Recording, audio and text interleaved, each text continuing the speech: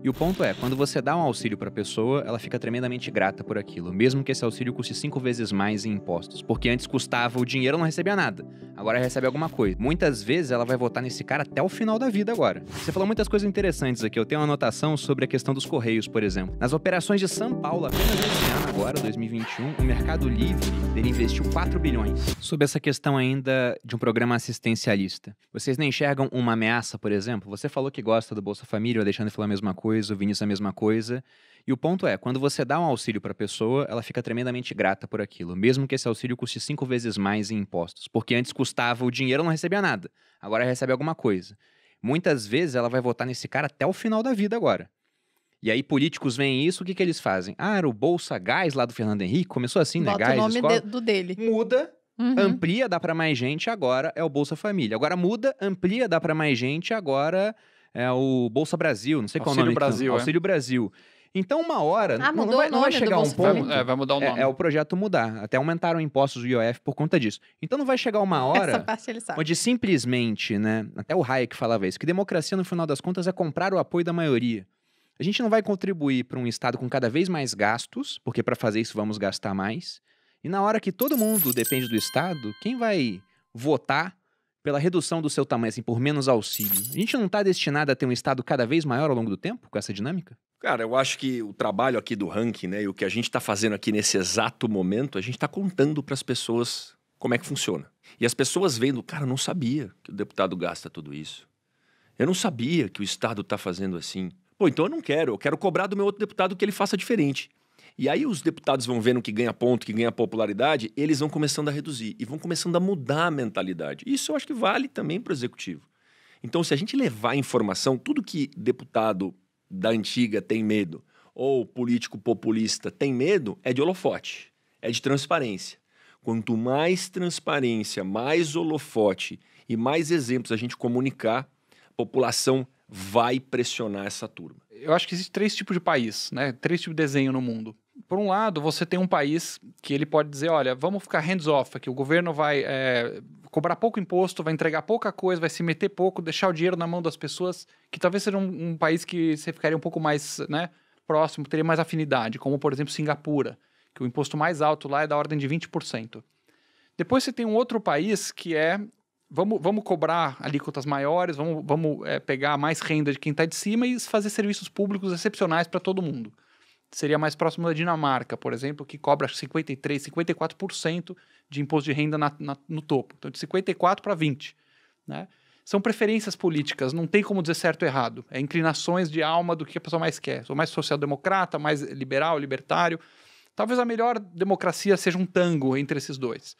O Brasil é um terceiro tipo. É o psicopata que rouba o pobre para dar para o de cima. Então a Dinamarca pega de cima e dá para todos. Singapura não se mete em ninguém e fala, ó, cara, se vira cada um. O Brasil rouba o de baixo para dar para o de cima.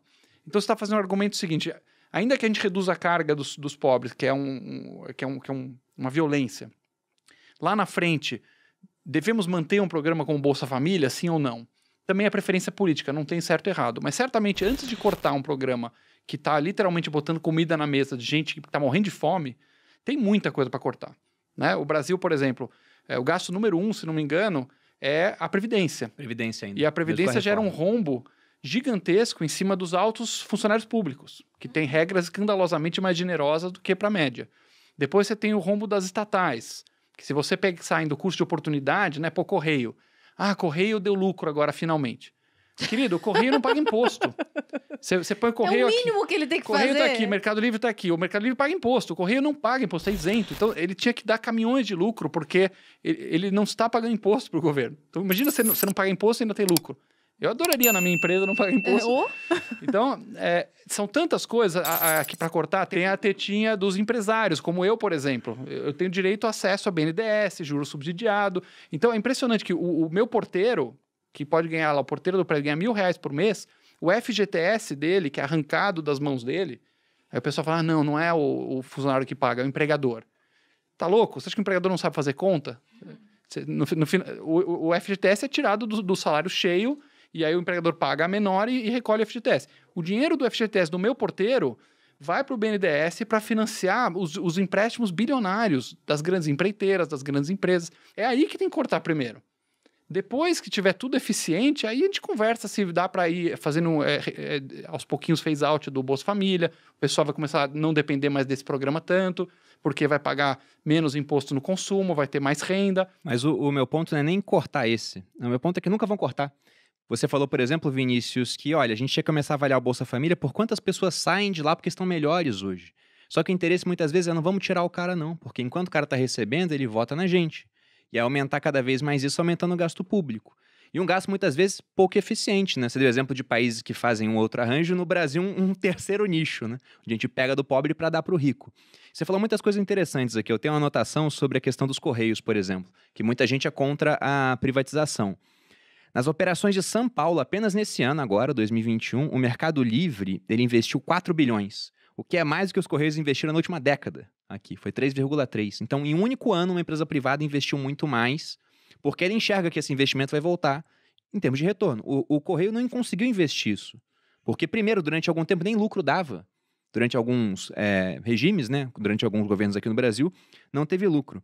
E o outro ponto que eu ia citar dessa equação perversa que nós temos aqui no Brasil é que, por exemplo, hoje o pobre paga bastante imposto. E a gente está com uma reforma tributária, um projeto de reforma tramitando. E nesse projeto você não tem uma redução do imposto do pobre. Você tem até um reajuste da tabela de imposto de renda. Tudo bem que hoje até o pobre paga imposto de renda, né? Porque o cara, atualmente, se ele ganha um pouco menos do que 2 salários mínimos, está pagando já. Mas, teoricamente, imposto de renda não era para pegar no pobre. Você não tem uma redução, assim, grande de imposto sobre consumo. Esse cara vai continuar pagando imposto. E eles querem aumentar o imposto. No final, a reforma vai terminar assim, porque vai ter mais arrecadação. Então, a alíquota, no geral, vai estar mais alta. Isso concentra mais dinheiro na mão dos políticos. Isso não é uma das causas para o aumento de corrupção aqui no Brasil? Muito poder concentrado na mão de poucos, como a gente tem? Porque embora a gente seja, no papel, uma federação, é tudo lá em Brasília, né? É emenda parlamentar, é muito isso. Total, Bruno, total. Né, quando a gente fala do... Isso me lembra uma história que eu escutei, e aí eu vou pegar um pouquinho das estatais também, do Flávio Rocha. Ele me contou a história do presunto e as moscas. Eu fiz até um vídeo sobre isso lá atrás. Pega um presuntão e bota lá na tua área, onde tem o gramado lá na sua casa e tal, pendura ele. O que vai acontecer? Vai lotar de mosca. Aí vocês vão correndo lá, bana as moscas e tal. Tirou todas as moscas, né? O que vai acontecer se você manter aquele presuntão lá?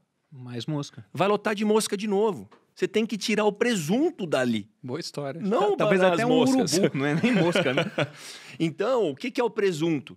Esse sistema tributário arrecadador aí do Brasil, que em vez de focar em aumentar a base, ele está aumentando a alíquota. O que é aumentar a base?